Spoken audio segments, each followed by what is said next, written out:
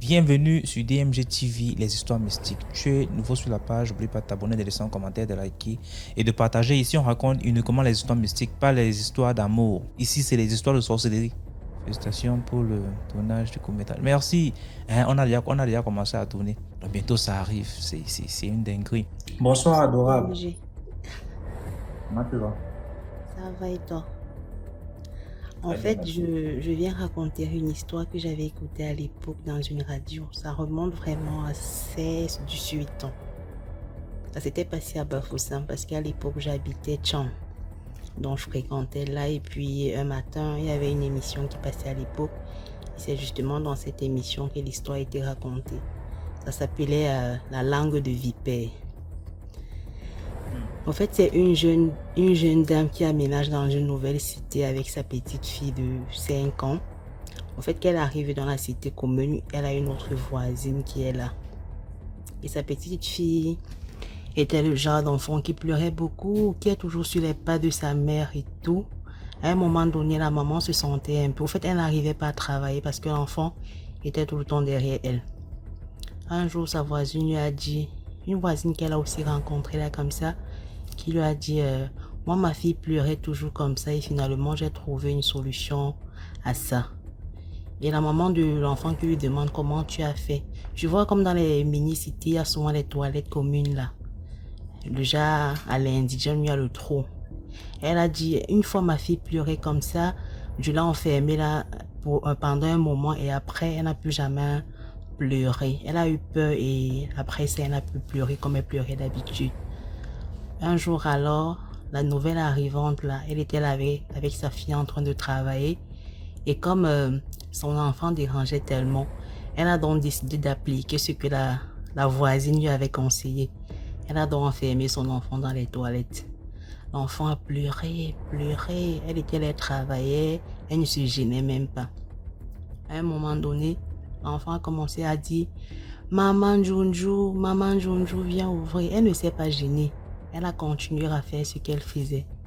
À un moment donné, qu'elle s'est rendue compte que l'enfant ne pleurait plus, elle a dit sûrement l'enfant a tiré les sons, elle va aller ouvrir les toilettes. Quand elle va ouvrir les toilettes, elle voit d'abord un gros serpent qui est en train de retourner dans le trou. Et à ce moment, elle commence à crier, elle crie. En fait, toute la mini-cité est sortie, on demande c'est quoi. Elle pointait seulement les toilettes. Comme on est entré dans les toilettes, le serpent est en train de retourner. Il y a quand même un voisin qui a pris une latte, il a latté, il a tapé le serpent de manière très brutale. Il a recraché le bébé. Et bizarrement, quand la maman de l'enfant pleurait à la cour, elle s'est rendue compte que tout le voisinage était sorti, sauf la voisine qui lui avait donné ce conseil-là. Elle s'est levée au milieu de la foule en courant. Elle est partie au fait dans la maison de cette dame-là. Et puis elle a trouvé ses 2 enfants assis. Elle a demandé où est votre mère, où est votre mère. Les enfants ont dit notre mère dans la chambre en train de dormir. Elle a commencé à crier, il faut sortir d'ici. Sors d'ici, tu vas me donner mon enfant et tout. Personne, au fait, la dame était dans la chambre, elle ne réagissait pas et tout. Et comme la foule avait vu la dame courir vers cette maison-là, ils se sont aussi déplacés vers là. C'est comme ça qu'on a cassé la porte de la dame. Et puis on a retrouvé la dame couchée dans le lit. Comme elle était retournée, elle s'était transformée en serpent pour envaler l'enfant. Dans son lit, elle était complètement inerte, elle ne bougeait plus. Au fait, elle était là comme un mollusque en fait. C'est comme ça que on a appelé la police et tout. En fait, c'est la police qui avait sauvé cette dame-là. Et l'enfant est décédé. Parce que comme le serpent avait déjà avalé l'enfant. Quand on a tapé, il a recraché, l'enfant était décédé. Donc voilà comment la jeune dame a perdu son enfant et tout. Donc ce que je peux donner comme morale de l'histoire, c'est toujours faire attention aux conseils que certains donnent ici dehors parce que il y a des sorciers partout. Ils sont très rusés. Donc voilà.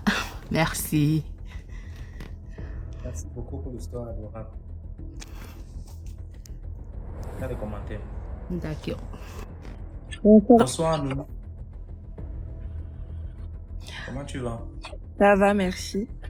Alors, bonne Saint-Valentin. Voilà, parce que l'histoire que je vais raconter, c'est une histoire d'amour, mais un peu bizarre. C'est mystique, non? Bien sûr. Donc, l'histoire que je vais raconter, c'est l'histoire d'une amie à moi qui est très proche. Voilà. Donc, un jour sur les réseaux sociaux, elle a eu le commentaire d'un gars qui a commenté la photo d'une manière assez bizarre. Donc, au lieu de dire comme les autres gars, je t'aime ou tu es belle et tout, le gars a dit jolie la robe. Donc, c'est là où le gars, en fait, lui a écrit en privé pour lui dire que oui, la robe te va bien. Et ma copine en question, donc, ce commentaire, en fait, a attiré son attention. Et c'est comme ça qu'elle a commencé à engager une conversation avec le gars.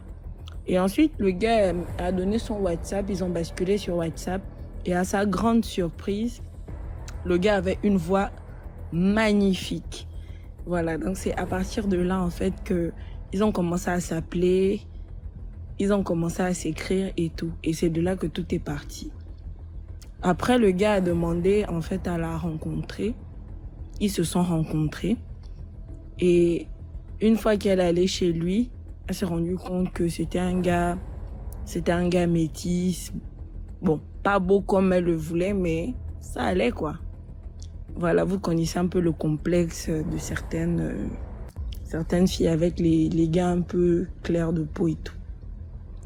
Et donc, ils ont commencé à se fréquenter, mais bizarrement, elle avait ressenti en fait une peur. Le gars était hyper sympathique et tout, mais en fait, en elle,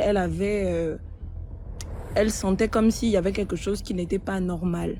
Donc, elle avait la chair de poule et tout. Mais malgré ça, elle venait toujours et tout. Donc, le gars a commencé à entamer une relation avec elle. Ils ont commencé à être en couple. Mais à chaque fois qu'elle voulait aller chez le gars, elle avait toujours la chair de poule. En fait, elle avait toujours une peur là.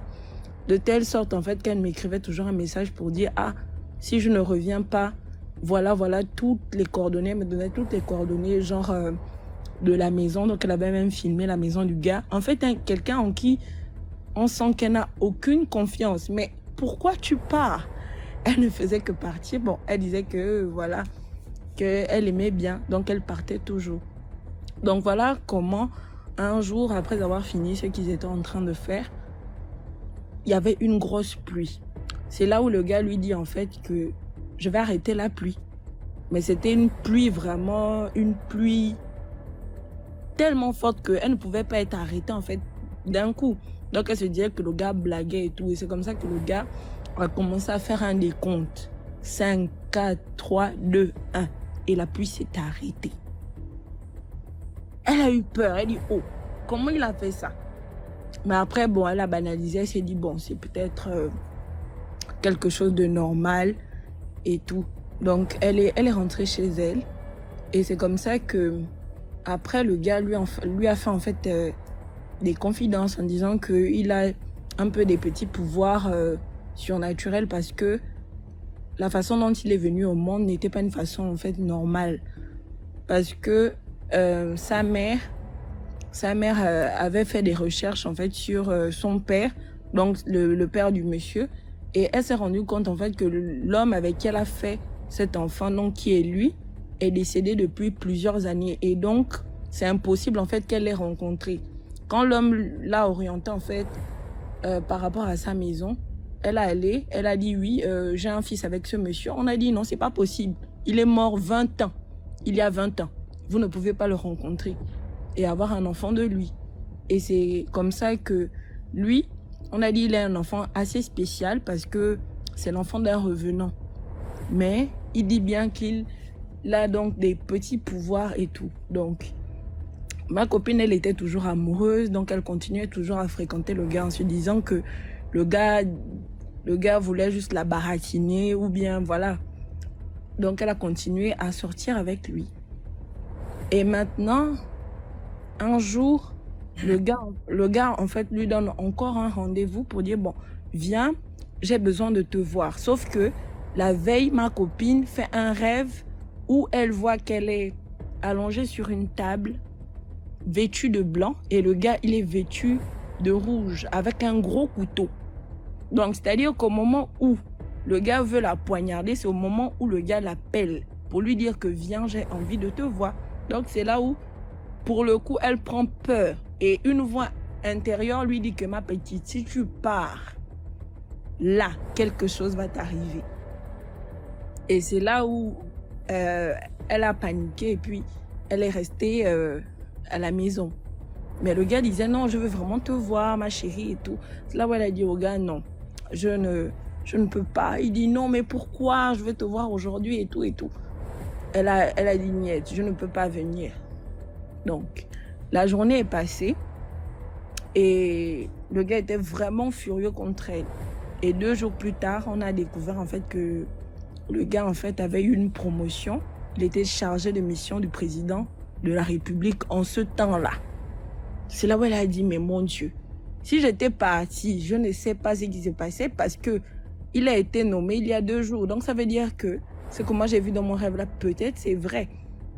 Et tout. J'ai dit, ah, si tu as des doutes, il vaut mieux que tu te sépares du gars parce que tu peux pas aller à chaque fois chez quelqu'un dont au fond de toi, tu as peur.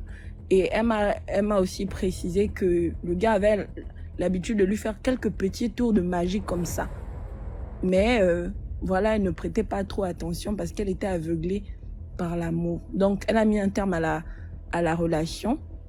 Et le gars, en fait, a toujours cherché à la voir. Sauf qu'elle ne voulait plus le voir. Et donc, il commençait maintenant à l'attaquer spirituellement. Ça veut dire qu'elle faisait des rêves où le gars la poursuivait. Elle faisait des rêves où le gars la poursuivait. Elle a fait peut-être 1 mois en train de délirer comme ça. C'est maintenant, lorsqu'on l'a amenée à l'église, qu'on a dit non, il faut couper les liens. Elle est rentrée dans un vrai travail spirituel que elle a été libérée de tout ça. Parce que le gars, en fait, il voulait la sacrifier. Donc, c'est ça. Et quelque temps après, quand elle a fini son travail spirituel, le gars lui a fait un texto pour dire « Ah, tu m'as échappé ». Donc, c'est vraiment une histoire terrible. Donc, c'est pour dire que faites attention à vos fréquentations. Si vous sentez au fond de vous que la personne avec qui vous êtes n'est pas bien, malgré le signe, sortez de là. Ne restez pas dedans. Merci. Pour l'histoire. Merci. Comme elle a dit, si vous sentez que la personne avec qui vous êtes n'est pas claire, sortez. Si vous voulez insistez, alors on va voir. On aura seulement des histoires sur DMG TV après. Bonsoir. Bonsoir, comment tu vas, chef? Je vais bien et toi? Très bien, merci. Bonne fête de Saint-Valentin à tous. Bon, excusez un peu ma timidité, c'est ma première fois de monter sur le live. Je vais raconter une histoire assez courte, mais qui est un peu en lien avec l'histoire que la femme a racontée tout à l'heure par rapport à sa fille qu'elle a laissée dans les toilettes. En fait, c'est par rapport aux conseils de certaines personnes qui nous attendent en retour, on va dire. Je vais intituler l'histoire Le chasseur et sa grand-mère. C'est une histoire qui m'a été racontée par un de mes oncles qui faisait aussi la chasse. Ils ont vécu ça certainement il y a des années. Ça s'est passé au Gabon. Donc, il me racontait comme ça que il y avait un chasseur dans son village qui était vraiment très reconnu. Il était assez bon dans sa chasse qu'il faisait et tout. Et il avait sa grand-mère. Donc, sa grand-mère qui était, on va dire, une sorcière, comme on dit en Afrique, des gens qui font un peu la sorcellerie et tout, qui sortent en vampire et tout ça. Donc, une fois, alors qu'il s'apprêtait à partir pour une partie de chasse, donc dans la nuit, sa grand-mère va lui demander avec combien de saguets tu vas faire ta chasse. Donc, les saguets, c'est des espèces de lances là, je sais pas comment ils s'y prennent et tout. Donc, il va tiquer quand même, parce que, bon, un chasseur, c'est quelqu'un qui a quand même un instinct assez pointu. Donc, il va dire à sa grand-mère que moi, je vais à la chasse avec 4 saguets, alors qu'il allait avec 5. Donc, en allant à la chasse et tout, donc il va commencer à poser ses pièges un peu. Après, il va commencer à partir dans des pistes et tout pour traquer certains animaux. À un moment donné, il va voir ce qu'on appelle le feu follet. Bon, chez nous au Gabon, on dit que lorsque des personnes sortent en vampire, donc des trucs, des voyages astraux et tout ça, ils ont, comment dire ça, ils prennent une forme qu'on appelle le feu follet. Donc, c'est une espèce de flamme un peu qui vole là et tout dans les airs et tout. Donc, il va voir ça. Et lorsqu'il va voir ça, avec son instinct, je ne sais pas pourquoi, il va directement penser d'abord qu'il se fait attaquer. Donc, le feu follet va se diriger vraiment vers lui d'une manière un peu agressive, on va dire. Et lorsqu'il va lancer la première sagaie, il va voir le côté de la maison de sa grand-mère. Donc, on va dire, vous connaissez une maison, il y a, on va dire, le devant, l'arrière, les murs des côtés et tout. Il va voir le premier côté. Lorsqu'il va lancer la deuxième sagaie, il va voir le deuxième côté, ainsi de suite. Il va épuiser ses 4 sagaie. Comme il avait dit à la grand-mère qu'il avait 4 sagaie. Maintenant, le truc se rapprochait vraiment, donc c'était déjà prêt à l'attaquer. C'est à ce moment qu'il a sorti, on va dire, son joker, donc la 5e sagaie. Et lorsqu'il a lancé la 5e sagaie, il y a eu comme une explosion vraiment en forêt. Ça a vraiment fait comme une explosion et tout. Et après, le feu follet a disparu. Et lorsque le feu follet a disparu, comme ça et tout, il a pris peur et tout, il est rentré au village. En rentrant au village et tout, il est d'abord parti parce qu'il avait sa case à lui et tout. Mais le matin, il a entendu des pleurs dans le village. Lorsqu'il se lamentait, on lui a appris que sa grand-mère était décédée. Donc, c'est un peu comme moral on peut donner que parfois, souvent, les conseils que certaines personnes nous donnent, bon, ça, c'était pas forcément des conseils, mais même des questions que certaines personnes nous posent, c'est parfois, on va dire, en prie à ceux qui ont comme intention. Il y a des gens qui vont venir vous demander, exemple, je sais pas, des choses. Bon, il y a aussi une autre histoire comme ça, juste une toute petite parenthèse. Dans mon église, un jour, le pasteur nous avait raconté qu'il y a une vieille femme de l'église qui lui a demandé s'il mangeait le manioc. Et il a répondu, oui, je mange le manioc. Et en répondant juste ça, il a fait un rêve où la femme est venue donner, la même femme en question est venue donner du manioc. Et quand il a avalé, il a commencé à s'étouffer. Et même dans le physique, il a commencé à s'étouffer. Il avait vraiment fait un malaise, vraiment, qu'il avait amené au bord de... Bon, mais heureusement que ça s'est pas mal terminé pour lui. Donc, c'est un peu pour mettre en garde par rapport à certaines questions que certaines personnes peuvent nous poser. Tout n'est pas simple. Il faut avoir ce petit instinct-là de souvent se dire que, parfois, il ne faut pas donner totalement les détails de ce qu'on fait, en fait. Être un peu prudent. Et c'était un peu ça, mon intervention. Donc, je vous remercie. Merci beaucoup, Kunta. Kunta du Gabon, 241. Ok. Merci beaucoup. Bonne Saint-Valentin à vous. Merci à toi. Kiki, Bonjour, la famille DMG. bonsoir, comment tu vas? Ça va? D'accord. Bon, moi, je viens expliquer une histoire qui m'est arrivée sur les réseaux. C'est un peu de prévenir aux gens que sur les réseaux, c'est un D'accord. peu, c'est pas facile en fait. Donc, au début, je venais d'arriver sur TikTok et je faisais pas très attention. Je faisais monter n'importe qui, les gens sympas qui venaient discuter avec moi.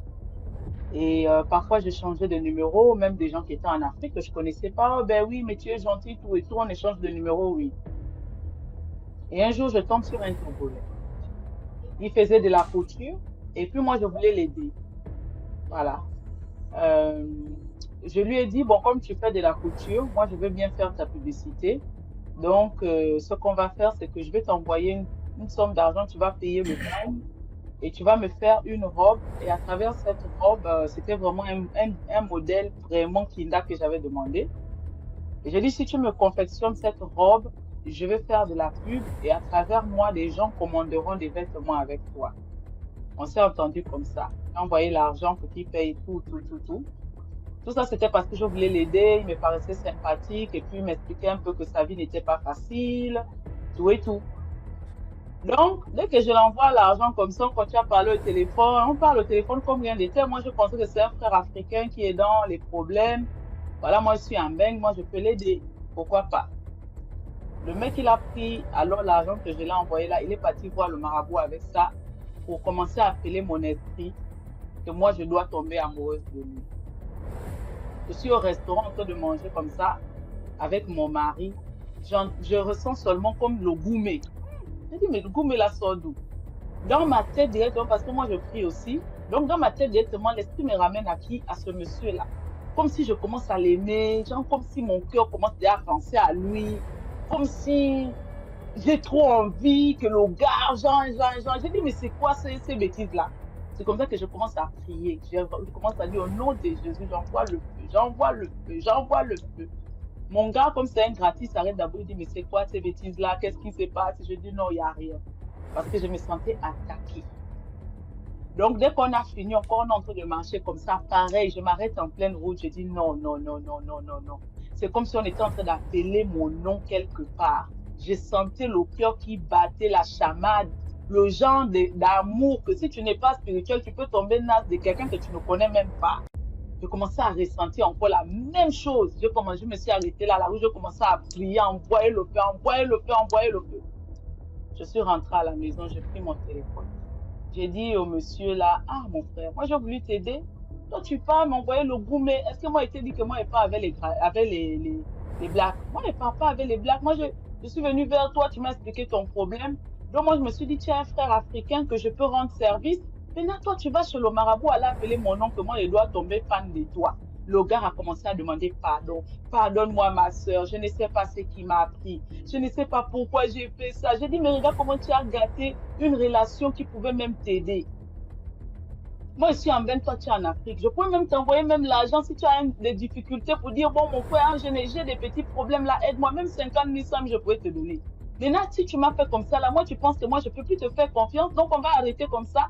Garde l'argent que je t'ai envoyé, garde le pan, garde tout. Mais moi, je ne peux plus rester en contact de toi. Le gars a demandé pardon, pardon, pardonne-moi ma soeur, je ne sais pas, c'est Satan qui a joué dans ma tête, oh, pardonne-moi. J'ai dit non, il ne peut plus te pardonner, je l'ai bloqué. Donc, c'est pour dire que dans les réseaux sociaux, là, il faut faire très, très, très attention. Les réseaux sociaux ne sont pas, en tout cas, ce n'est pas le jeu. Il y a plusieurs personnes là sur les réseaux sociaux qui font des trucs terribles. Et donc, quand tu n'es pas spirituellement éveillé, tu peux te retrouver dans un engrenage que toi-même, tu ne connais même pas. Donc, c'était ça pour l'histoire. Merci beaucoup, DMG. Et bonne soirée à vous. Une très bonne histoire, hein, Lumière. Merci. Merci beaucoup pour l'histoire. Oui, là, ça va. Là, ça va. D'accord. Bon, c'est une toute petite histoire que j'ai vécue, on va dire, il y a peut-être 7 ans. Je revenais de l'hôpital général. Donc, c'était un lundi. Et les lundis, le plus souvent, le grand marché chez nous à Libreville, là, la gare routière est fermée. Donc, je montais par là et j'avais rendez-vous avec une amie. On devait se retrouver après l'hôpital. Donc, je lui ai fait déjà signe que je suis en train de monter. Je suis à la gare routière et tout. Mais comme on sait tous, le lundi, la marchandise est moins chère au marché. Comme c'est un jour fermé, donc il n'y a pas de marché. Mais quand tu passes par là, les choses que tu trouvais à 5 000, tu peux trouver ça à 1000 francs, 500. Donc, c'est un jour où tout le monde peut aller acheter ce qu'il veut. Voilà.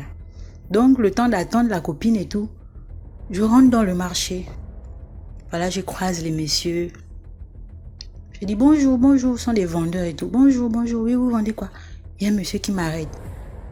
Oui, bonjour ma soeur, comment tu vas? Tu cherches quoi? Je dis non, je regarde un peu partout là, s'il y a les habits. Oui, ma soeur, je t'apprécie. Tu es jolie et tout. Je dis oui, merci. Le monsieur me parle, il ne me touche pas. Je dis non, je suis en train de partir. Il dit non, ma soeur, s'il te plaît, ne marche pas. Ne va pas vite, s'il te plaît. Ma soeur, j'ai un petit problème. Je dis le problème, c'est quoi? Il me dit non, pardon.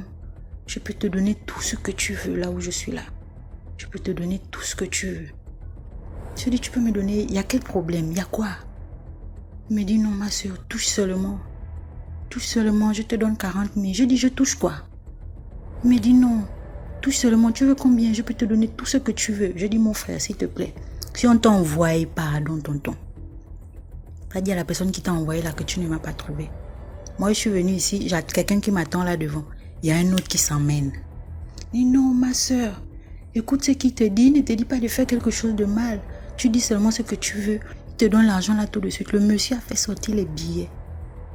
Un lundi, il n'y a pas beaucoup de gens au marché. Et je suis à l'intérieur du marché, là, au niveau des box. Donc, tu regardes autour de toi, il n'y a personne. Il y a un troisième monsieur qui s'approche. Ça fait, on est maintenant 4. J'ai dit, oui, monsieur, il y a quel problème? Je commence à avoir peur. Je demande de faire sonner mon téléphone. Je manipule mon téléphone, je demande de faire sonner mon téléphone. J'ai dit, oui, pardon, rappelle, je n'ai pas assez de crédit, s'il te plaît. Et au même moment, la copine qui m'attendait m'appelle. Je dis, oui, je l'indique, je suis à l'intérieur du marché, là, s'il te plaît, viens vite. les messieurs là se sont dispersés là. Les messieurs là se sont dispersés. La frousse que j'ai eue, le frisson que j'ai ressenti, Seigneur Jésus. Quelqu'un va te demander de toucher son pipi. Pour quelle raison? Il me dit, touche seulement ma soeur, je te donne, Seigneur. Et en ce moment-là, il y avait une voiture qui tournait au Gabon où on disait qu'il y a un monsieur qui donne les asticots. J'ai directement pensé à ça. Et, Seigneur Jésus, pardon, je suis allée retrouver ma copine. La tremblote, on n'a même plus rien fait. Je dis que pardon, viens pour notre action. On part où? Pardon. Mais dit, c'est comment dire que c'est que j'ai vécu là-bas, il te raconte ça une bonne fois à la maison. On n'est plus allé où on devait aller. C'était ça mon histoire. Bonne soirée. Donc, une autre, je reviens. Bien, je continue. Bon, vas-y, raconte encore une histoire. D'accord. Là, je raconte l'histoire de mon arrière-grand-mère. Donc, à l'époque, on pouvait épouser les enfants à partir de 9 ans, 10 ans et tout. Voilà. Donc, mon arrière-grand-mère est allée au foyer à 9 ans. Elle se faisait élever par sa rivale qu'elle appelait maman et tout, maman. La rivale l'a élevée, elle a eu les menstrues, la rivale lui a montré comment on fait, tout. Et elle a eu son premier enfant à 14 ans. Mais le papa là, c'était un grand, pas un féticheur, il ne faisait pas les mauvaises choses, mais c'était un grand ganga. Mais il aimait les femmes. Et pourtant, il avait déjà 2 femmes, mais il aimait les femmes. Donc, il est dans un village, lui il sait que, entre eux là, c'est la sorcellerie. Il y a les villages où tu pars même, on a mis, on appelle ça comment? On a tapé le diable dans le sexe de la femme, excusez-moi. Chaque homme a tapé le diable dans le sexe de sa femme. Mais le sorcier, lui, dit qu'il est plus sorcier que le sorcier. Donc mon arrière-grand-père là, il allait sortir avec la femme d'autrui. Quand il a sorti avec la femme d'autrui, il est mort. Mais ce n'était pas la mort que c'est seulement le sorcier là qui l'a tué, hein. Le mari de la femme, non. Hein. C'est une bande de sorciers. Une bande, donc tout le monde le détestait, si on peut dire ça comme ça. Voilà, lui, il est décédé, non. Donc tous ceux qui ont vu, tous ceux qui ont mangé, tous ceux qui ont entendu quand il y a eu le complot de sa mort, lui-même quand on l'a enterré là, le lendemain il a commencé, il est venu chez un. Aujourd'hui là, tu dors dans les toilettes. La personne qui a rêvé de ça, le lendemain, elle va passer toute la journée, toute la nuit dans les toilettes. Et puis avant de rentrer, elle dit bien que c'est le monsieur qui est venu me dire dans la nuit qu'aujourd'hui je dois dormir dans les toilettes. Mais si tu ne fais pas ça toute la journée, tu ne peux rien faire d'autre. Et l'autre, on lui a dit que toute la journée tu vas manger des caca. Et c'est là où on découvrait maintenant tous ceux qui ont participé à la mort de mon arrière-grand-père. C'était ça mon histoire. Merci beaucoup. Ouais, merci. Dans les commentaires. Dans les commentaires. Bonsoir. Bonsoir Céline. Alors moi j'ai une histoire un peu particulière à raconter. Je vivais au Burkina Faso. Enfin je suis burkinabé, je vivais là-bas avec une de mes cousines et ma tante. Et ma tante en question, enfin elle est décédée. Elle était une sorte de prêtresse. Elle avait chez nous on dit des génies. Enfin, les gens venaient consulter chez elle et tout. Et j'avais une cousine, on vivait ensemble chez ma tante. Et avant qu'elle ne décède, il y a un monsieur qui venait à chaque fois chez ma tante pour faire des consultations, je peux le dire. Et elle a mis ces deux-là en contact, genre un mariage arrangé. Et ce monsieur, avant, il a accepté, et la fille aussi a accepté, mais bien avant ça, il avait une autre femme. Mais il avait laissé sa femme, ils étaient plus ensemble. Et après, ma tante, elle est décédée. Les deux se sont mis ensemble, ils ont fait le mariage, c'était des musulmans. Et ma tante, elle est décédée. Et après sa mort, ma cousine est tombée malade. Elle est tombée malade, son pied s'est mis à gonfler. Et on l'a mis à l'hôpital. Ça n'allait pas. Je sais pas, même j'ai envie de pleurer. Ça n'allait pas. Et on l'a amené voir une sorte de marabout, un truc comme ça. Et le monsieur a dit que la femme, elle a été... on lui a lancé un sort. Donc son pied a pourri, c'est devenu bien gros. On lui a lancé un sort. Mais l'état est déjà grave. Lui, il ne sait pas ce qu'il va faire. Il ne sait pas parce que le sort qu'on lui a lancé là, que c'est quelqu'un qui l'en veut. Que sûrement, il y a quelqu'un qui l'en veut. On lui a demandé si elle a fait du mal à quelqu'un ou un truc comme ça. Elle a dit non. Maintenant, on lui a demandé si dans son entourage, il y a quelqu'un qui l'en veut. Maintenant, le monsieur, son mari, a pensé directement à son ancienne épouse. Puisque la fille en question, elle a dit un jour, elle a lavé le drap. Tu sais, elle a fait lessive et puis elle a étalé. Et à son arrivée, elle a remarqué que le drap parmi ces draps-là, le bout était coupé.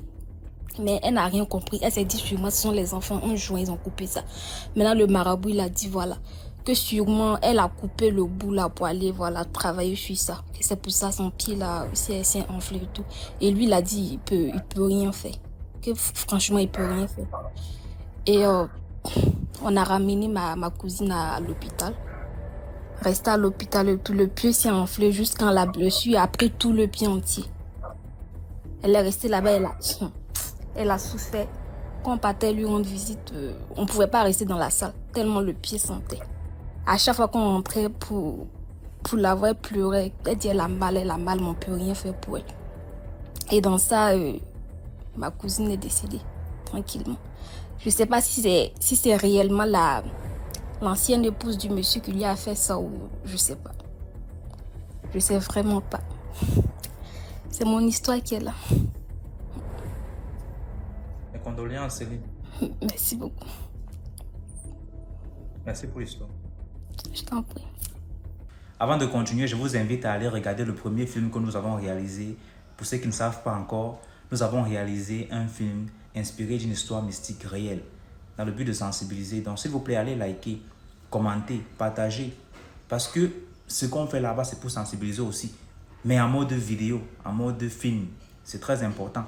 Donc, pour ceux qui ne savent pas encore, la chaîne, c'est DMG Production. Sur YouTube, cliquez seulement DMG Production. Et le titre du film, c'est « J'ai sacrifié ma fille ». Donc, voici les liens dans la description de YouTube ou alors ici, en haut du titre, là. Cliquez là-bas, cliquez sur le lien. Regardez la vidéo, likez, commentez, partagez, abonnez-vous régulièrement. Peut-être 3 ou 4 fois par mois, il y aura un nouveau film avec une histoire inspirée des faits réels. Likez, commentez, partagez, vous connaissez la sauce, c'est vous la force. Merci. Bonsoir. Bonsoir. Comment tu vas? Je vais bien et toi? Regarde l'autre, Ariane dit, j'ai pas encore eu peur, s'il vous plaît. C'est le jour de l'amour. Au lieu de partir te mettre en couple, tu l'as les directs de sorcellerie que je n'ai pas encore eu peur. Regarde mon regard. Je n'ai pas encore eu peur. Ok, il faut faire peur à Ariane, pardon. Je suis là. Vraiment, tout d'abord, je voudrais te féliciter pour le concept. Ça édifie vraiment beaucoup. Merci. T'inquiète pas, j'ai beaucoup d'histoires. Ça va te faire peur. En fait, mon histoire, c'est une histoire qui s'est passée récemment. Ça a été en janvier, début d'année là. Ça s'est passé dans un village au Cameroun, dans l'école. C'est même une histoire qui a été même médiatisée, je pense. Il y a eu beaucoup de voice, même à une radio. Bon, je connais pas vraiment le nom de la radio, mais c'est passé là-bas. Je peux intituler l'histoire le livre magique, ou le livre de sorcellerie, quelque chose comme ça.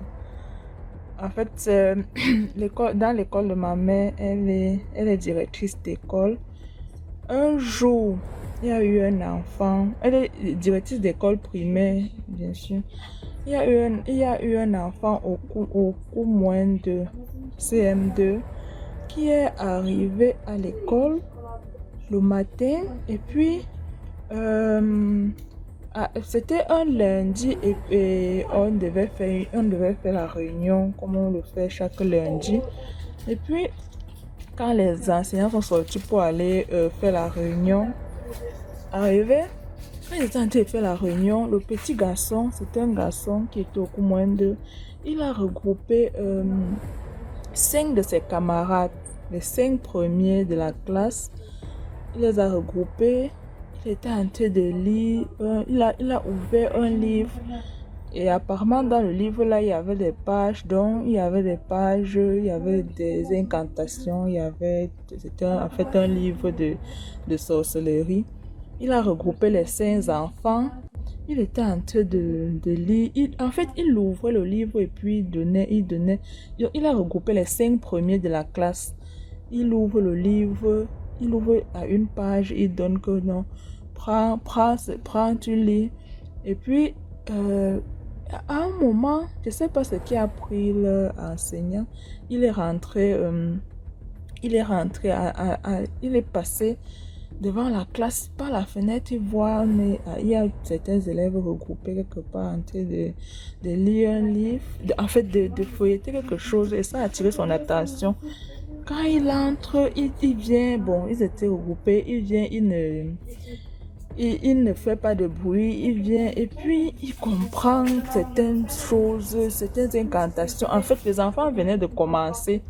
Il comprend ce qu'ils sont en train de lire, mais il dit que ça, c'est pas un manuel scolaire. Ça, je ne reconnais pas ce manuel-là.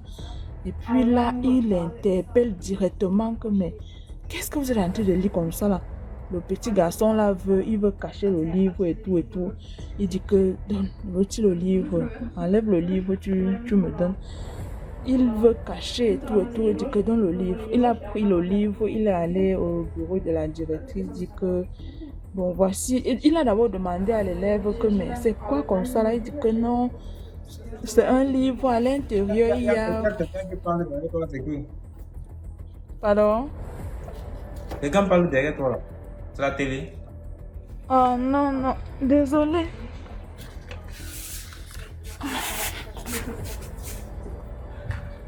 C'est bon maintenant.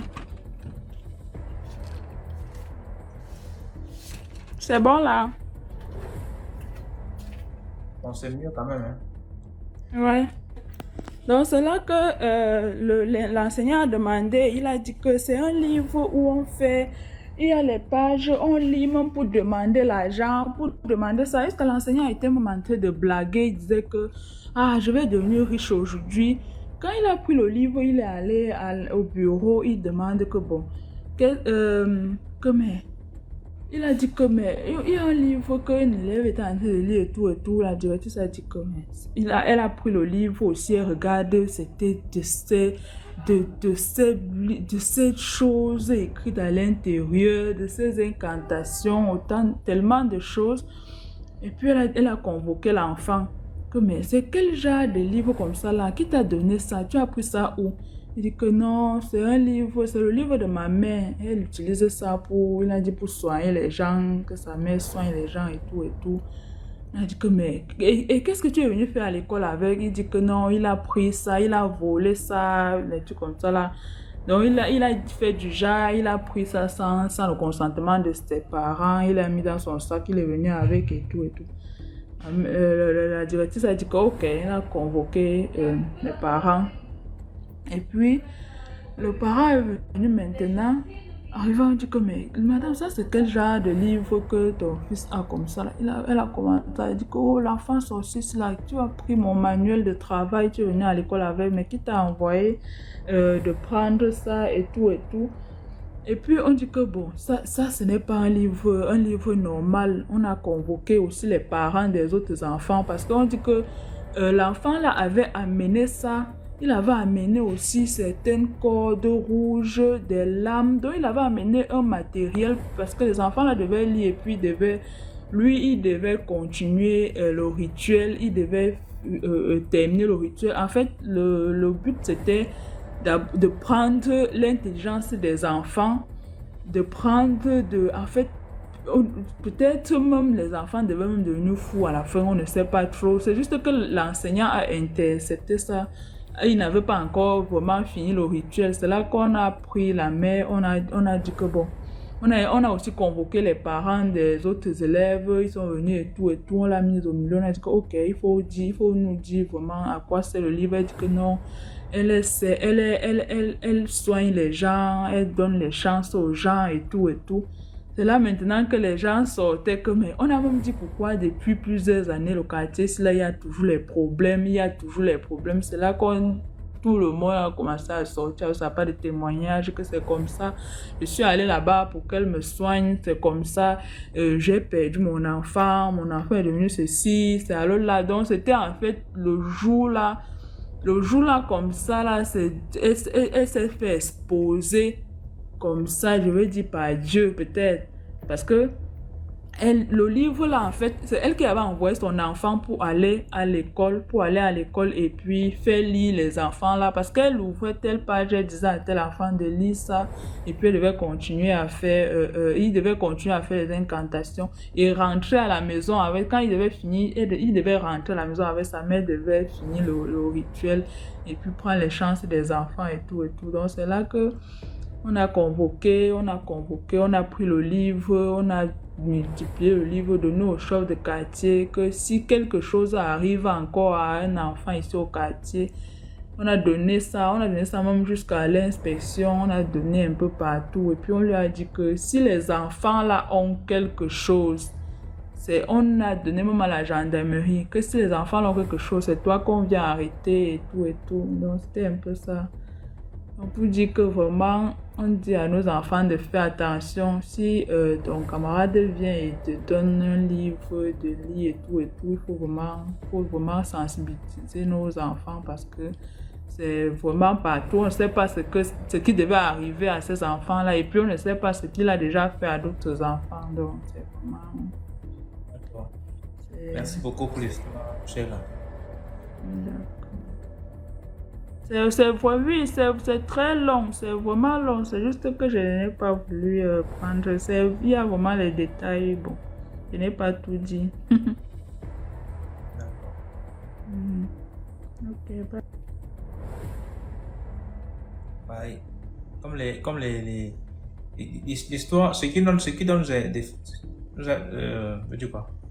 Ce qui nous concerne dans l'histoire, c'est que, alors si vous devez savoir que vos enfants ne sont pas en sécurité à l'école, et que plein d'enfants arrivent là-bas pour faire leur travail. C'est pourquoi il est important de toujours conseiller ses enfants à la maison, sensibiliser-les. Quand ils arrivent à l'école, donnez-leur la ligne de conduite. Moi, j'ai vu plein de parents dire aux enfants, quand tu arrives là-bas, ton crayon se perd, vole pour les autres. Oui. Que mieux tu rentres avec 10 crayons. Si ce que tu manques ton crayon, je vais te fouetter. Et quand l'enfant arrive à l'école, il vole. C'est pour dire que il y a d'autres parents qui n'encouragent pas les enfants à voler, mais qui va prendre telle chose pour faire telle chose. C'est comme ça. Donc, ce genre va me ramener deux crayons de tes deux camarades. Quand l'enfant vient avec à la maison, le parent part travailler, il dit ok, va remettre. Le lendemain, tu vois ton camarade vient te remettre ton crayon. Tiens, c'est ton crayon, tu as perdu ça hier, non? Toi aussi, tu prends naïvement, ok, tu as perdu ça hier, tu commences à utiliser. Donc, c'est autant de choses. Parlez à vos enfants. Tout ce qu'on dit, c'est là. Si vos enfants sont toujours naïfs, on va toujours les prendre. Parlez à vos enfants. Bonsoir. Bonsoir DMG, bonsoir tout le monde. DMG, on est champion d'Afrique, hein. Tu nous as pas félicité. Hein. On va respirer au Cameroun. On va respirer. La belle famille. Ah, dit la meilleure canne de tous les temps. Ah. J'ai deux histoires à raconter. Il y a une histoire, bon, les deux se ressemblent un peu, mais il y a une qui parle des rêves. Et puis il y a l'une qui est le témoignage d'une dame qui a découvert la source de sa souffrance. Donc je parle de quoi en premier? Je vais revenir pour la deuxième. Ok. Parle de la deuxième. D'accord. C'est l'histoire d'une jeune dame, je vais l'appeler Mélène. Mélène, elle est en France depuis longtemps, très longtemps. Elle a même fait ses études ici et tout. Donc elle a fait banque et assurance. Donc logiquement, avec tous ces diplômes-là, voilà, elle devait normalement avoir un bon boulot plus facilement. Sauf que Mélène, dès qu'elle trouve un boulot, si elle a trop fait, c'est 1 mois. Et pour rien comme ça, elle peut arriver au matin et puis on lui dit, bon, on vous donne d'abord mise à pied et puis après, ça se transforme en licenciement. Et c'est comme ça. Même quand elle s'engage dans une relation, c'est pareil. Tout se solde par des échecs. Mais elle a quand même pu avoir la chance d'avoir 2 enfants. Donc, lorsqu'elle est arrivée en France, elle était dans une petite maison. Et quand elle a eu ses enfants maintenant, elle a tout fait pour déménager, 0. Elle écrit même, il y a des gens, vous savez, ceux qui aiment papier, là, ils aiment beaucoup écrire.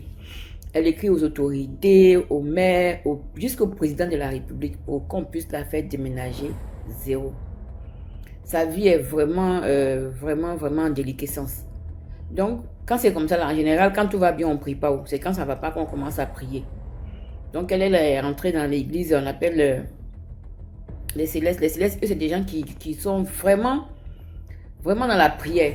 Donc, elle, pratiquement 4 à 5 jours dans la semaine, elle est dans la prière. Elle fait la prière, mais rien ne bouge. C'est que des embellis de courte durée. Elle a même fait un voyage, plusieurs voyages au pays, hein, pour qu'on puisse faire, comment on appelle ça, quand on vous emmène, par exemple, on amène souvent les gens au bord de la mer, on creuse le trou et puis on les ensevelit. Et après, on les déterre pour dire, par exemple, tu laisses ton ancienne vie derrière toi pour une renaissance. Elle a tout fait. 0. Donc, c'est ainsi que la paroisse qu'elle fréquentait depuis pratiquement 15 ans, elle a fait la connaissance d'une maman là-bas qui la suit régulièrement. Donc, un jour, la maman l'appelle. La maman lui dit, ah, je viens chez toi. Et la femme, la dame, elle arrive, elle est garée en bas. Elle appelle Mélène et puis Mélène, au début, ne voulait vraiment pas réellement que la dame vienne. Mais bon, la maman a tellement insisté que Mélène, elle est venue. Finalement, Mélène l'a trouvée dans sa voiture au parking. Et la maman lui dit, ah, j'ai fait la connaissance d'un homme de Dieu. Voilà. Je suis déjà partie le voir et voici l'onction qu'il m'a donnée. Elle lui a remis quelques éléments. Donc, voilà comment tu vas utiliser. Déjà, il faut bénir ta maison avec ça. Et tu vas voir, dans un premier temps, quand tu vas finir de faire, tu vas remarquer au niveau de tes rêves et tout, ce qui va se passer. Parce qu'il faut savoir que Dieu parle audiblement, visuellement ou dans les rêves. Donc, la femme, Mélène, elle a laissé sa maman d'église là. Elle est montée chez elle. Elle a suivi les instructions de la maman, c'est-à-dire asperger toute la maison. C'est-à-dire du sol au plafond et du WC en passant par la cuisine, les salons, les chambres, tout. Elle a tout aspergé. Donc elle a fini, elle était là. Et puis, à un moment donné, elle éprouve le besoin de sortir, aller faire les courses. Au moment où elle descend, aller faire les courses, elle croise sa tante en bas. Sa tante est venue chez elle, mais ça dit sans la prévenir. Sauf que, quand elle croise la tante en bas, la tante est couchée au sol. Elle ne peut pas parler. Elle demande, mais ta tante est venue faire quoi ici? La tante ne peut pas parler. Elle est là, elle gémit, elle gêne seulement. La tante ne fait que gêne. Donc, du coup, Mélène, elle appelle son fils et son fils aide elle et son fils son fils et elle portent la tante pour la faire monter par les escaliers. Heureusement qu'ils sont qu'au premier étage. Donc, elle arrive dans la maison. La tante se couche dans le canapé. Elle ne comprend pas. Elle ne sait pas ce qui se passe. Parce qu'elle se dit que sa tante est en train de faire peut-être une crise d'AVC. Mais la femme dit non. Elle ne fait que gêne. Non. Donc, la dame est restée couchée pendant pratiquement 20 minutes. Et puis, elle se lève. Quand elle s'est levée, dès qu'elle a mis les pieds au sol, elle est retombée. Elle a commencé à traîner. Elle tourne sur elle-même. La tante ne comprend pas. La tante tourne sur elle-même. C'est bien cool. La tante lui dit, dans la maison de Mélène, regarde cet endroit-là. Regarde là-bas. Il y a un truc là-bas. Il faut pas. Mélène regarde. Elle dit, mais je ne vois rien. Sa tante dit, non, regarde bien. Regarde bien. Il y a quelque chose là-bas. Là. Elle dit, je vois rien. Elle dit, bon. Au final, qu'est-ce qu'elle fait? Elle fait le geste de prendre quelque chose dans le coin que la tante indique. Après, elle lui indique un autre coin. Après, elle lui indique un autre coin. Après, elle indique un autre coin. C'est au fur et à mesure maintenant qu'elle va commencer à comprendre que elle se rappelle de ce que la dame lui avait dit, sa maman d'église lui avait dit un tout petit peu quelques heures auparavant. C'est là qu'elle s'est rencontrée. En fait, c'est l'une dont elle a pour asperger sa maison là. C'est ce qui a fait tomber la dame depuis le bas de chez elle. Et à un moment donné, la dame dit, bon, je veux boire de l'eau. Donc, elle fait signe à sa fille, ça va prendre de l'eau. Elle a mis un peu d'huile d'onction. Qu'elle a donné à la dame, mais là, c'était la catastrophe. La femme a commencé à ramper. Qu'est-ce que tu me fais? Je veux me défier. C'est là, maintenant, elle a compris finalement que cette tante-là, c'est elle qui était. C'est vrai qu'elle soupçonnait. Quand la tante a commencé à crier, donc tu veux me défier. Mais Marie, quand elle dit tu veux me défier là, elle ne peut pas se lever. C'est-à-dire qu'elle est en train de ramper par terre là. Elle se retourne sur elle-même. Après, elle dit bon, elle va faire pipi. On lui dit d'aller, on lui indique la douche. Bon, elle connaît. Maintenant, elle se traîne, arrivée au niveau des toilettes. C'est comme s'il y avait un mur de feu. La tante ne peut plus entrer dans les toilettes là. Elle tombe carrément. Elle commence à baver et ses yeux commencent à sortir des orbites. Et c'est là maintenant, Mylène, elle a eu peur. Elle a dit, ah, si c'est comme ça, il ne faut pas que la femme là meure dans ma maison ici parce qu'on est chez les Blancs. On est en train de regarder, on pense que c'est une histoire de mystique, mais si quelque chose lui arrive là, je vais avoir des soucis. Donc elle prend son fils, elle dit à son fils, aide-moi, on va la porter à la voiture pour aller à l'hôpital. Au début, la tante ne voulait pas, elle voulait s'opposer, mais elle n'avait pas la force nécessaire pour s'opposer. Donc, ils l'ont porté, ils l'ont mis dans la voiture. Mais au fur et à mesure que la voiture maintenant s'éloignait de la maison, la dame retrouvait les forces. Non, laissez-moi, je vais descendre là. Mélanie dit non, ils l'ont emmené à l'hôpital. Arrivé à l'hôpital là-bas, ils ont dû lui porter une camisole de force pour pouvoir interner la dame. En fait, pour dire quoi? La tante de Mylène, qui l'a élevée depuis qu'elle est petite, c'est celle-là qui est sa sorcière. Et c'est l'huile d'onction là. Ça dépend des degrés de puissance de chaque homme de Dieu qui bénit l'huile d'onction. C'est ce qui a dévoilé la dame là. C'est ce qu'il a dévoilé. Et la femme a commencé à parler. Oui, tu es parti où? Tu es allé voir qui? Tu es parti voir quelqu'un pour me défier. Tu ne sais pas que je suis assis sur ta vie depuis là. Celui-là, tu l'as trouvé où? Parce que depuis, tu pries depuis longtemps. Je fais ce que je veux dans ta vie. Mais cette fois-ci, tu es quitté où? Et comme c'est chez les Blancs, ils l'ont interné. C'est pour dire quoi? Souvent, on prie. C'est une très bonne chose. Mais là où tu t'en vas prier, toi-même là où tu t'en vas prier, celui sur lequel, l'onction duquel tu t'en vas te mettre là, est-ce que celui qui est derrière toi, ça dit le démon qui est derrière toi ou bien le sorcier qui est derrière toi là, a le même degré d'onction? Donc c'est vrai. On peut dire que je suis affilié à telle maison forcément, ça veut dire 15 ans, pendant 15 ans, si ta vie ne change pas, essaie de voir ailleurs, c'est même prière, c'est vrai, mais essaie aussi de voir un peu ailleurs. Et puis, il faudrait que on fasse vraiment attention à ceux qui rentrent. C'est vrai que c'est difficile quand c'est les parents, mais ceux qui rentrent dans nos maisons là, on n'a qu'à essayer de faire attention. Et puis généralement, nous les chrétiens, souvent il y en a qui disent, oui, moi je suis de telle obédience, donc ça fait que je ne veux pas avoir à aller dans des choses, ah ça là c'est pas de Dieu, ça là c'est pas de Dieu. Dieu, c'est lui seul qui sait comment il agit. C'est Jésus là qui est notre maître, c'est lui qui est le chemin, l'enfin. Voilà, c'est lui qui est notre porte-parole auprès de Dieu. Donc, dès qu'on dit Jésus, toi demande seulement à Dieu pour savoir, est-ce que là où je vais là, c'est vraiment Dieu qui est là-bas?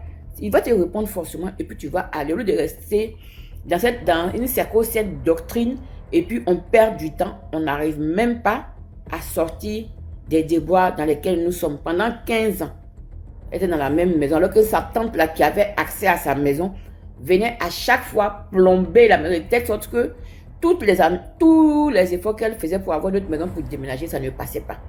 Et il faut savoir, moi, pour l'avoir vécu moi-même, que souvent, quand tu es dans une maison piège comme ça, et puis tu tentes de te dire, oui, je vais déménager tel jour, mais je vais essayer de déménager. Il faut remarquer, quand tu prends la décision de déménager, tout va de mal en pire, tout va de travers. Et là même, il faut s'armer de courage, il faut vraiment entrer dans la prière, dans les prières de combat, parce que souvent, le diable, là, il te met dans une maison dans laquelle il sait qu'il a tout. Il a mis toutes ses caméras, il a tous ses pieds, de sorte que tout ce que tu vas faire, tu vas échouer. Quand on est dans une maison, dès lors qu'on est dans une maison comme ça, et puis ça ne va pas là, même s'il faut fuir, il faut le faire pour quitter dans les griffes du diable en fait. Donc voilà, c'était ma première histoire. Je vais revenir tout à l'heure parce que je pense qu'il y a des gens qui attendent. Mais tu veux que je continue? On va reprendre une autre histoire. Ok, il n'y a pas de souci. D'accord. Bonsoir. MJ, comment allez-vous? Bien. Mais... Ok.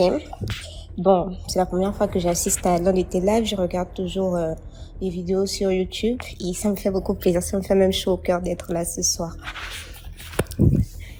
Bon, mon histoire, elle n'aura pas une fin terrible, mais c'est une sorte d'histoire pour aider à sensibiliser certaines personnes. J'ai pas envie qu'on me reconnaisse ici parce que c'est une histoire que moi-même j'ai vécue, mais c'est pas un vécu terrible ou un vécu horrible. Donc, c'est pas mon histoire. C'est l'histoire de l'un de mes petits frères, l'un de mes cousins.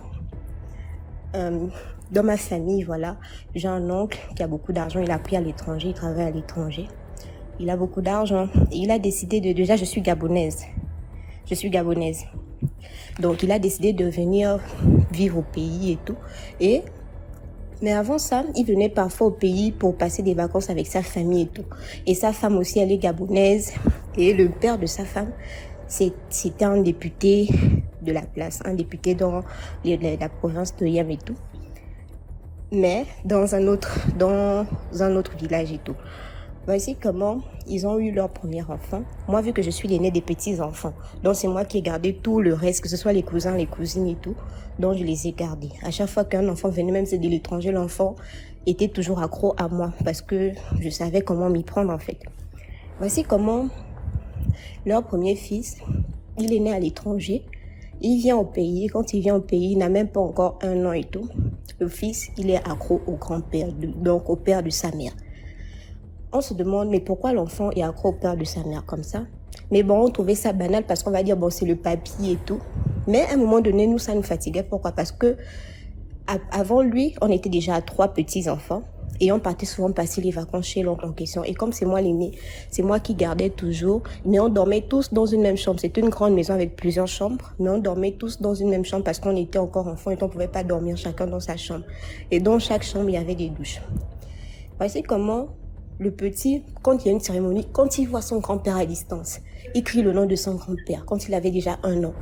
Ils avaient un nom à eux, les deux, ils avaient un nom pour eux. On va par exemple dire le nom, c'était Chouchou, on va dire ça par exemple comme ça. Donc quand il voit le grand-père, c'est encore un enfant de 1 an, il n'y a que Chouchou qui peut retenir. Il crie Chouchou, il pleure, il se débat sur nous pour aller chez son grand-père. On trouve ça louche en fait. Déjà que le monsieur, on le voyait déjà bizarre. C'est un monsieur, il y a beaucoup de problèmes qui se passent dans leur famille. Des problèmes simples. Aujourd'hui, sa femme, elle pouvait faire quoi? Elle avait une maladie au pied. Elle est juste descendue de sa voiture un jour. Elle a eu mal au pied. Cette douleur s'est transformée en infection. Elle a eu une grosse plaie qui pourrissait même sur le pied. On se demandait, mais qu'est-ce qui arrive? Mais ça ne nous regardait pas. Nous ne sommes que la famille du mari. C'est comment, pendant que nous sommes avec l'enfant comme ça dans la chambre, on dort chaque nuit chez mon oncle. Le petit se réveille toujours à une certaine heure de la nuit. Il commence à appeler son grand-père. Il appelle le grand-père, chouchou, chouchou, chouchou. À un moment donné, il appelle le grand-père, regarde la porte de la douche. On dit, mais dors. On console, on berce, rien à faire. Le petit pleure toutes les nuits. Et quand il pleure, on part dans la chambre de ses parents. On dit à ses parents que oh non, l'enfant pleure. Oh, emmenez-le. On emmène l'enfant chez les parents. À un moment donné, c'était déjà tout le temps qu'il le faisait. Et nous-mêmes, on s'est dit que nous sommes les enfants, on ne va pas tout le temps dormir avec un enfant qui pleure chaque nuit et il appelle que son grand-père. Il regarde la porte de la douche, on dirait que le monsieur est avec nous dans la pièce. Et à un moment donné, les parents eux-mêmes, ils en ont eu marre, ils ont dit, la mère, elle a dit à son papa et le mari aussi, il a dit à son beau-père que s'il te plaît, laisse-nous notre enfant. On ne sait pas pourquoi tu fais ça, mais laisse-nous notre enfant. Lui, il aimait beaucoup son petit-fils. Donc, pour eux, il ne pouvait rien faire de mal à son petit-fils, mais c'est certainement que son petit-fils allait le remplacer dans leurs choses. Parce que les deux étaient vraiment un. Maintenant, quand je dis je raconte cette histoire, c'est pourquoi? C'est pour sensibiliser les gens aujourd'hui dans le sens où, quand vous avez des gens dans la famille, si vos parents ont un certain rang social et que vous faites des enfants, quand vous voyez que votre enfant est accro à l'un de vos parents, que ce soit papa, le grand-père, la grand-mère, l'oncle ou la tante, priez toujours sur cet enfant. Faites toujours en sorte que certains liens se brisent parce qu'on ne sait pas qui est qui. Lui voulait prendre son petit-fils, pas en mal, mais il voulait que son petit-fils aille le rejoindre dans ce qu'il fait. Et aujourd'hui, c'est une histoire, l'enfant, il avait 1 an, 2 ans. Aujourd'hui, il a déjà 13 ans. Comme les parents vivent à l'étranger, ils se sont séparés après avoir parlé au grand-père. Maintenant, ils ne communiquent qu'au téléphone. Donc, c'est un peu ça ma petite histoire et il faut prendre un peu en considération la sensibilisation parce que on va pas emmener notre enfant parce que le parent est riche ou bien le parent a l'argent, il peut s'occuper de l'enfant. On ne sait pas ce que lui peut faire à l'enfant, même à distance. Vous ne savez pas. Donc, il faut toujours prier. C'était ça mon histoire. Merci beaucoup pour l'histoire. Dans les commentaires. Ça me rappelle un peu l'histoire de la dame qui a épousé, c'était quoi? C'était un sénateur ou c'était... Je sais pas, c'était un procureur ou c'est qui. Et les gars ont eu un enfant, l'enfant était mongol. L'enfant était mongol, il y a eu quel problème même? Parce qu'il paraît l'enfant était le père ça devait être le père de son mari qui était incarné à son enfant.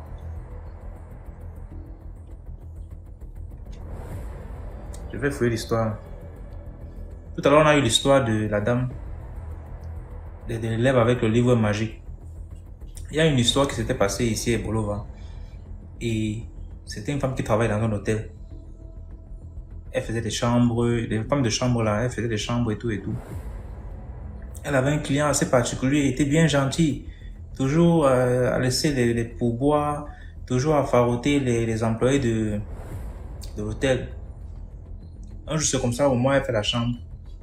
Parce que le gars dormait régulièrement là-bas. Un jour, pendant qu'elle fait la chambre, elle tombe sur un livre posé à son chevet. Un livre avec une couverture noire qui avait l'air d'être une Bible. Et donc, elle dit que c'était même une Bible en fait. C'était une Bible, mais c'était avec une taille pas réglementaire. Et c'est comme ça que pendant qu'elle finit de faire la chambre, et comme elle est chrétienne, où elle voulait faire comment, elle prend la Bible, elle l'ouvre, elle se rend compte que la première page qu'on a souvent dans une Bible standard, ce n'est pas ça. Que c'est une page toute rouge. Quand elle ouvre la deuxième page, elle trouve des dessins assez particuliers, avec des dessins, des formes de bêtes qu'elle n'a même jamais vues. Elle ouvre la page au milieu, elle voit des écritures bizarres. Et après, tout à coup, il y a eu un froid dans la pièce. Elle a fermé et puis elle est sortie. Et c'est comme ça que même quand il fallait faire le ménage de la chambre là, elle ne passait plus là-bas. Elle a commencé à éviter le client en question. C'est comme ça qu'elle a raconté l'histoire à ses collègues de travail. Mais je profite aussi pour dire ici que on ne touche pas à tout, surtout sans permission. Il faut éviter de toucher à tout. Même quand tu pars chez ton frère, chez ta soeur, il y a des choses que tu ne touches pas n'importe comment. Demande d'abord. Demande d'abord avant de toucher, tu ne sais pas. Parce que je peux toucher comme ça, là, quelqu'un n'a même pas l'intention de te faire du mal, mais comme tu as déjà touché, on fait comment? On fait comment?